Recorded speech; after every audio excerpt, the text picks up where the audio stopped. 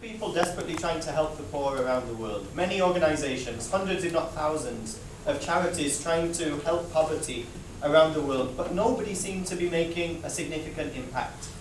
And so after 6 months I gave up and I went back to England. And then I met a Filipino girl there. And she just arrived from the Philippines. She was going to study in England.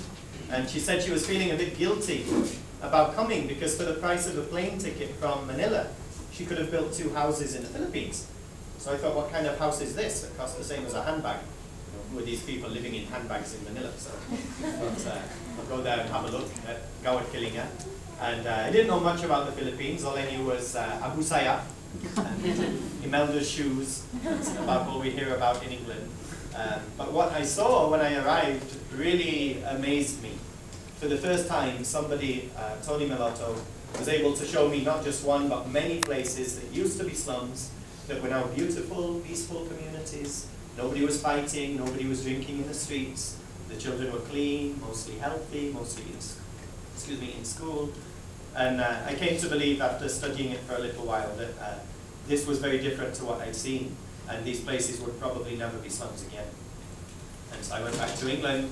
I sent an email saying I'd like to send some money, but the answer I got was really life-changing. Tony Melotto said, please don't just send your money, but if you're really interested, come back and build those houses yourself. So I don't know anything about building houses, but he said, what we need is not just money, but we need people to learn to love the Philippines and really put that love into action.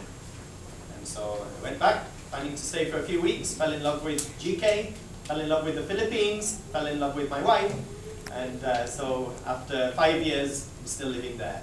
And we now have 2 children, and so I really intend to raise them to really be proud of their Filipino side, not just proud of their English side, but I really want them to be proud of everything that is good about the Philippines.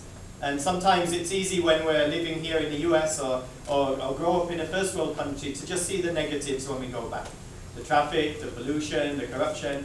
You know, I see all those things as well, but personally I made a decision never to focus on those things and never to bash the Philippines, but really to look for the good that is there, because there's really so much of it. In fact, according to CNN, recently I saw a report on CNN, Filipinos here in the US are now the 2nd highest earning ethnic group in the US. Indians are number 1, Filipinos are number 2. Caucasians like me, we're now number 6.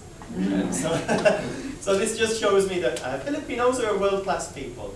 You know, given the right environment, given the right opportunities, that they thrive just as well as anybody else. Filipinos never came here and built a single slum in the US. I see a lot of people begging on the streets of LA or New York or San Francisco.